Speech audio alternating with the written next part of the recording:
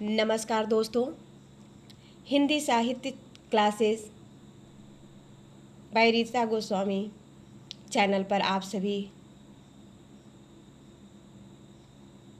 का स्वागत है। आज हम सूर्यकांत त्रिपाठी निराला द्वारा रचित यह कविता लेकर के आपके सामने प्रस्तुत है, जिसका शीर्षक है अट नहीं रही है। जिसका शीर्षक है अट नहीं रही है। अब हम यहाँ पर देखते हैं कि क्या है जो अट नहीं रही है। कवि निराला जी इस पाठ में किसके बारे में बात करने की कोशिश कर रहे हैं, तो देखते हैं।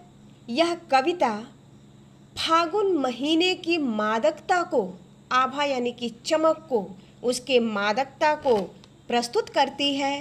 कहते हैं कवि कि फागुन की ये जो सुंदरता है, जो सभी तरफ सर्वत्र व्याप्त है, वह मन को, तन को सट नहीं रही है। अर्थात फागुन की सुंदरता, प्रकृति जो है अपने चरम पे है। हर तरफ हरियाली है, हर तरफ फूल खिले हुए हैं और इसकी सुंदरता, कवि कहते हैं कि इसकी जो मादकता प्रकट होती है, इसकी सौंदर्यता जो प्रकट होती है, उसको देखकर मन प्रसन्न हो जाता है और हर तरफ फागुन की तरह खुशियाँ ही खुशियाँ उत्पन्न होती हैं। अब यहाँ पर देखिए, कहते हैं कि कहीं सांस लेते हो घर घर भर देते हो, उड़ने को नभ में तुम पर पर कर देते हो। कवि कहते हैं कि फागुन महीने की जो आभा है, चारों तरफ प्रकृति में इतना सुंदरता बिखरा हुआ है कि कवि कहता है कि जब तुम सांस लेते हो, अर्थात जब ये सुगंध, ये जो पुष्प है सुगंधित हवाओं से पूरे वातावरण को भर देते हैं, तो मन प्रसन्न हो जाता है। और इतना ही नहीं, आकाश में भी सुगंध जो हैं वो पंख लगाकर उड़ जाते हैं। कौन से पंख? आकाश में यह जो सुगंध है, प्रकृति का यह जो प्राकृतिक सौंदर्य है, वह जो है फैल जाता है और नभ में भी वह सुगंध उड़ जाता है पंख लगा करके। कवि कहता है कि इस महीने में, किस महीने में? फागुन के महीने में। कहते हैं कि इसकी सौंदर्य इतनी अधिक हो जाती है कि कभी अपना आँख हटाते हैं तो हट नहीं पा रही है। अर्थात कभी क्या मन नहीं भरा है, उसकी आँखें उस प्राकृतिक दृश्य से हटती नहीं है। कहते हैं पत्तों से लदी डाल, कहीं हरी कहीं लाल। और यहाँ तक कि पत्ते भी जो हैं, पेड़ जो है, पेड़ की डालियाँ जो हैं, वह भी पत्तों से लद गई हैं, कहीं हरी कहीं लाल। कहीं नई नई कोपलें निकल रही हैं तो कहीं पत्तियाँ जो हैं वो हरी हो रही हैं। इस प्रकार से यह प्रकृति जो है पूरी तरह से इतना सुखमय, इतना आनंदमय दिखाई दे रहा है कि कवि की आँख उस प्राकृतिक सौंदर्य को देखने से हट नहीं रहा है, कवि का मन नहीं भर रहा है। ठीक है, कहते हैं कि फागुन का महीना इतना सुंदर होता है। कहते हैं कहीं पड़ी है उर्मे, कहीं पड़ी है उर्मे, मंद गंध पुष्पमाल, पाट पाट शोभा सिरी पट नहीं रही है। कवि कहता है कि यह पत्तों से लदी हरी और लाल डालियाँ कहीं पड़ी है उर्मे। फागुन का महीना जब आता है तो यह पृथ्वी, यह धरती पूरी तरह से सुगंध बिखेरती है, पुष्प रूपी मालाओं से घिर जाती है।